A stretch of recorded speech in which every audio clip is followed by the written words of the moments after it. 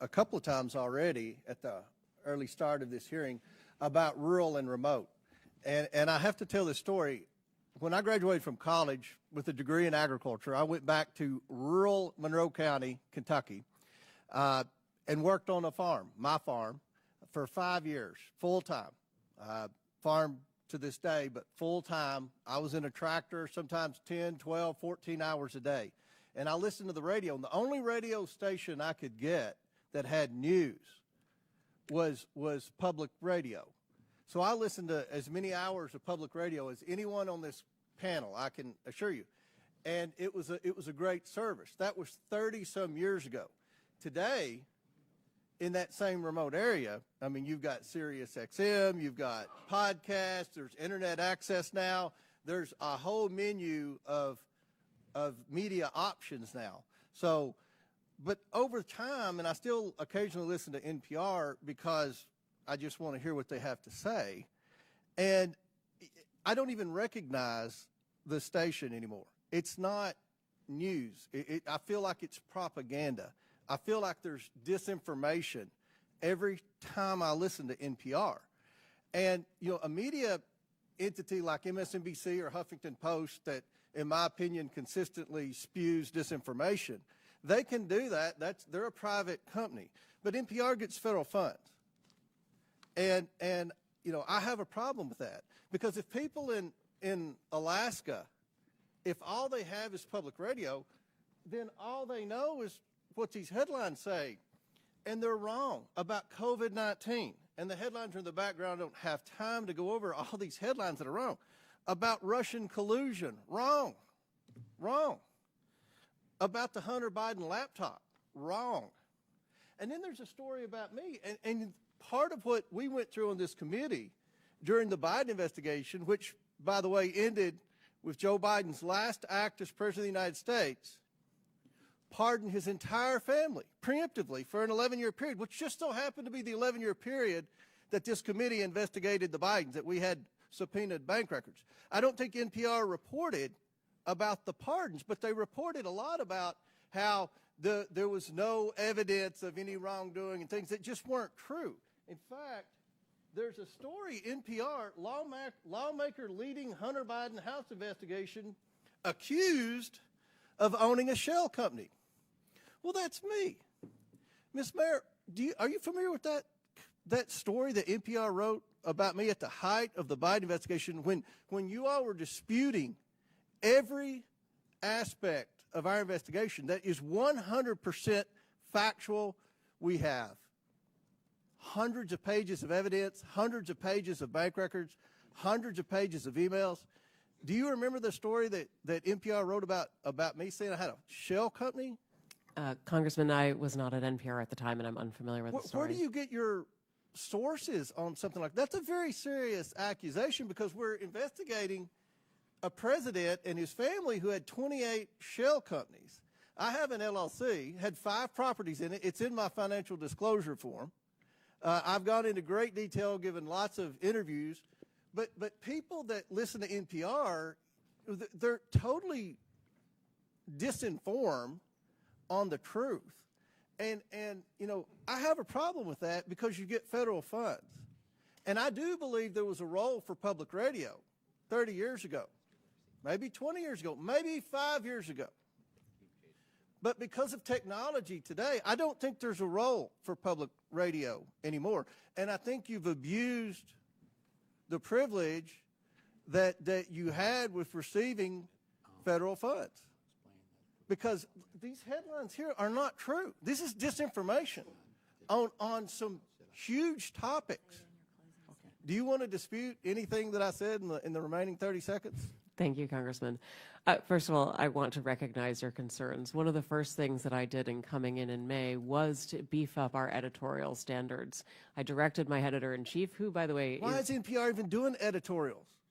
I'm should so NPR sorry. even do editorials? I don't mean editorial in terms of opinion editorial. Do you even need opinion? What does it matter with the opinion? If you're a federally funded entity that's supposed to provide the news, Can you not provide the news? Of course. Fair and balanced? Of course, Congressman. I mean editorial standards for our journalism was to beef up our editorial practices, bringing in more editors to make sure that we have more points of view reflected in every story. I've engaged in a number of actions trying to address and my some of time's these expired. concerns. I've lost confidence in public radio. I don't think, Madam Chair, they should get a penny of federal funds.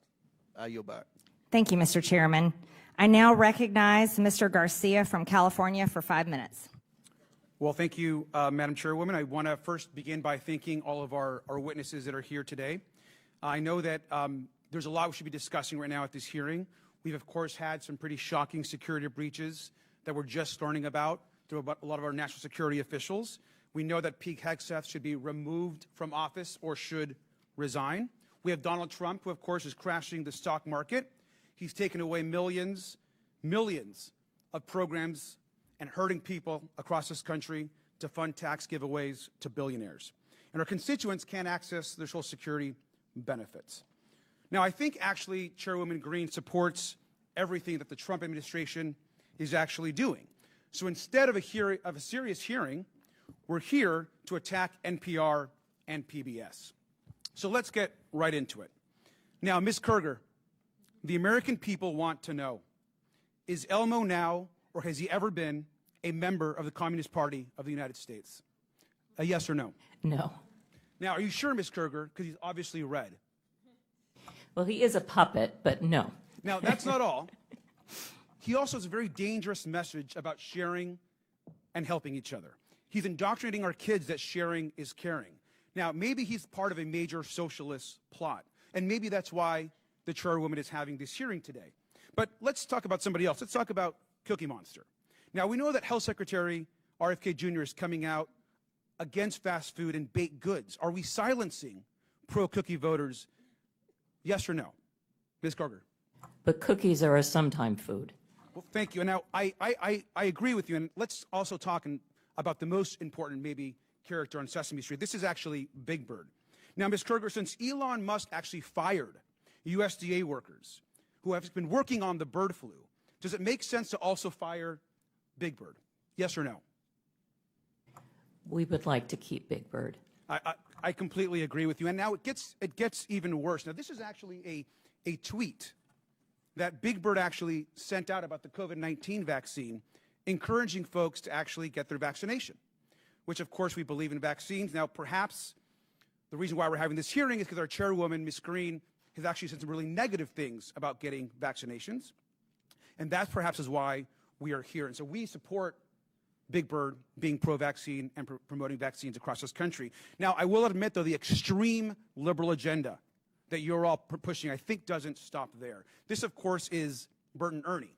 Now, these two guys actually live together. They're friends. They're supportive of each other. Now, that might be triggering to our chairwoman and some on this committee, and perhaps that's also why we're here today. Ms. Kerger, an important question. Are Bert and Ernie part of an extreme homosexual agenda? No. Thank you, Ms. Kerger, and thank you for being a good sport. Now, I'm obviously using some humor here, but the fact that we're sitting here today talking about defunding public television is actually not funny. At a time where we can't agree on basic facts, and while the free press is under attack, we need public media like PBS and NPR more than ever. A large majority of Americans say they trust PBS.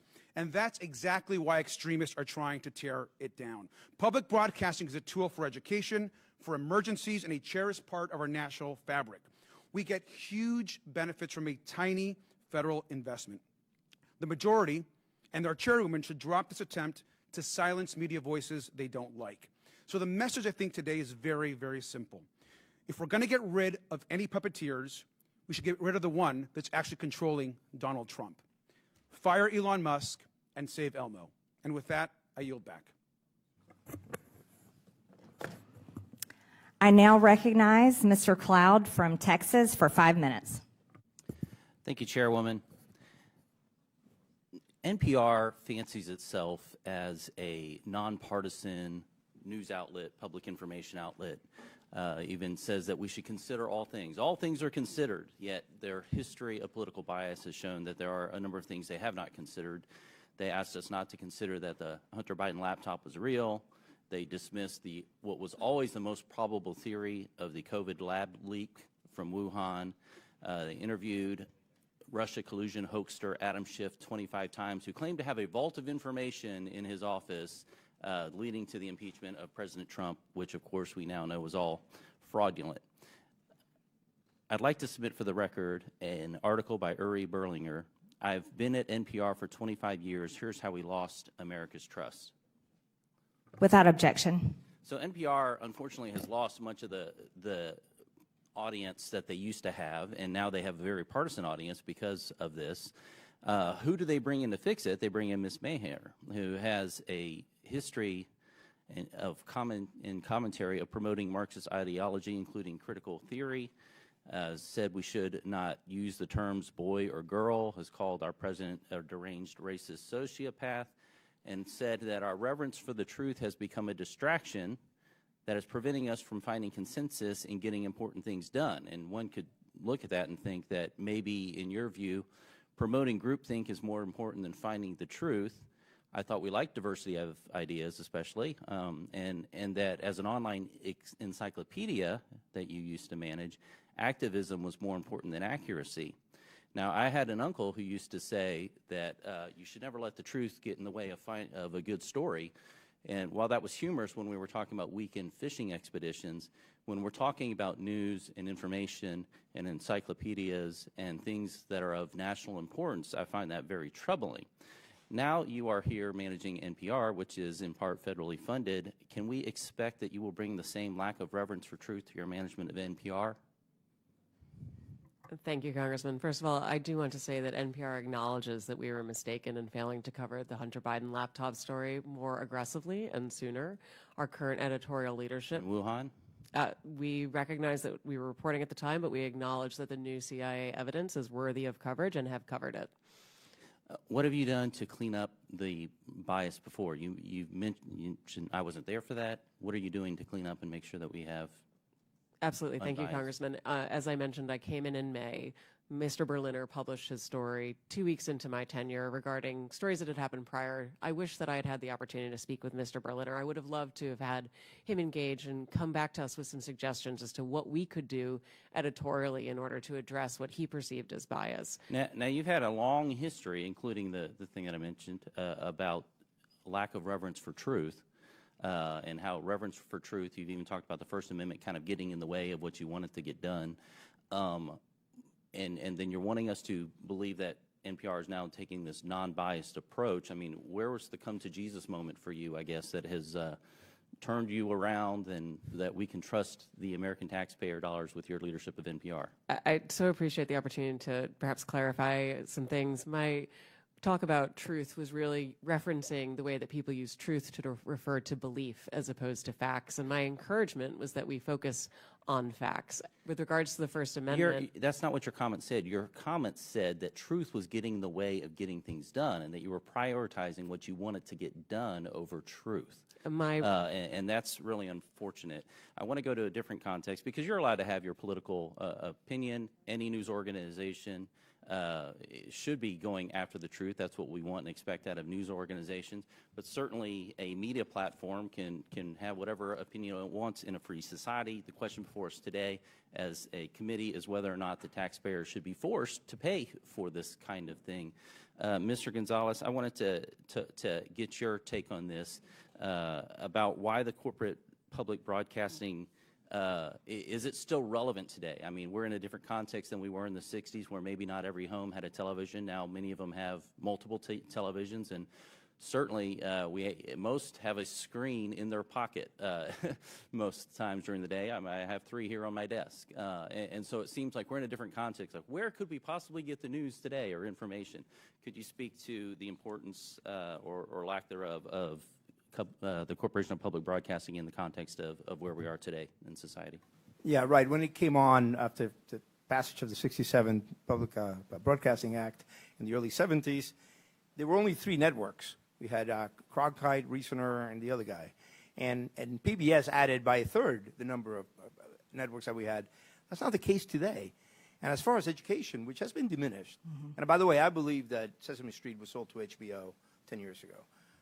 But as far as the educational value, we have an unending stream of educational content online. I could reel off a number of websites that people can access, YouTube channels, where kids of all income levels can access educational content. So, but basically, as I said in my testimony, it goes back to the basic unfairness that conservatives for 50 years have been saying, but you're completely biased. And they have the audacity to say, oh, no, we're not. And you have to just pay us. And it's just, that is the basic. The gentleman's time has expired. Thank you, Mr. Gonzalez. I ask unanimous consent to enter into the record an article published today by Yuri Berliner about NPR, basically saying that the bias has not changed. Madam Chair, I also have a unanimous consent request from the members who are at Mr. Grijalva's funeral mass this morning, asking to submit into the record this letter of support for federal funding from WKMS, Without objection, so ordered. Which is Kentucky Radio, which is where Mr. Comer wrote his Without objection, so ordered. tractor. Thank you.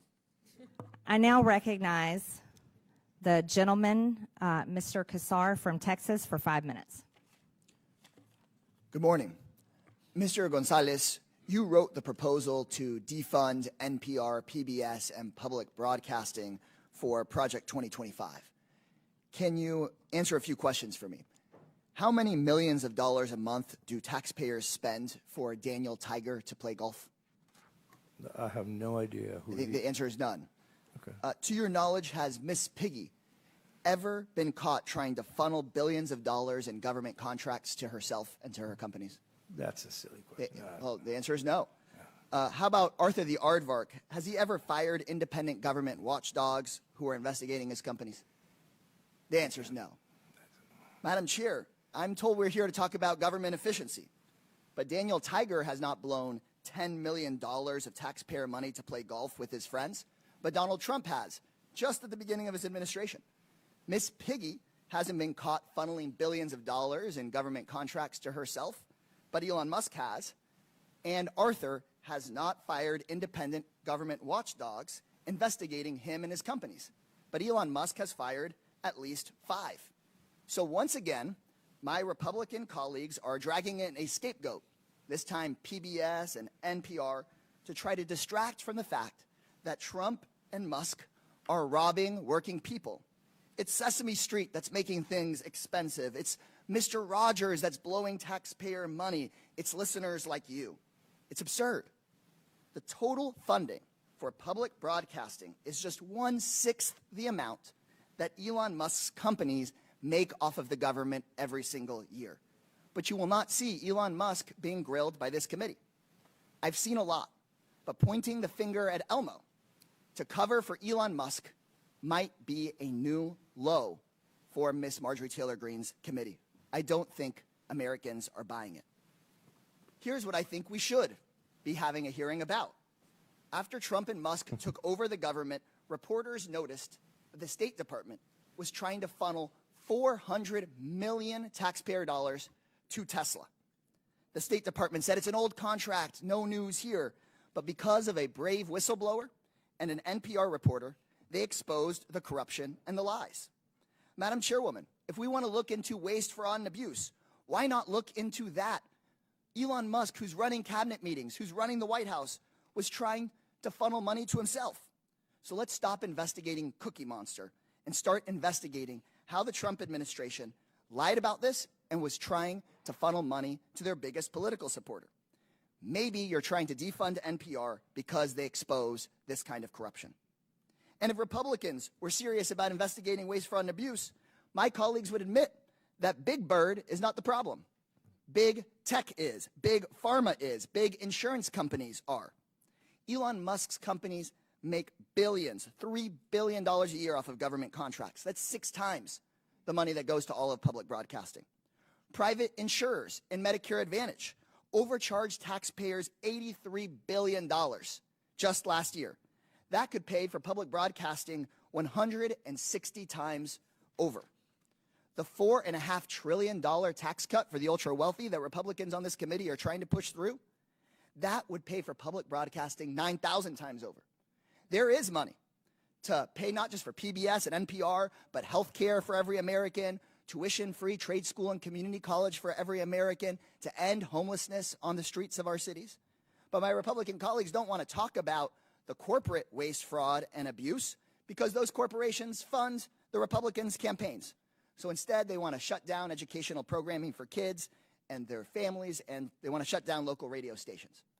To borrow a phrase from Sesame Street, the letter of the day is C, and it stands for corruption.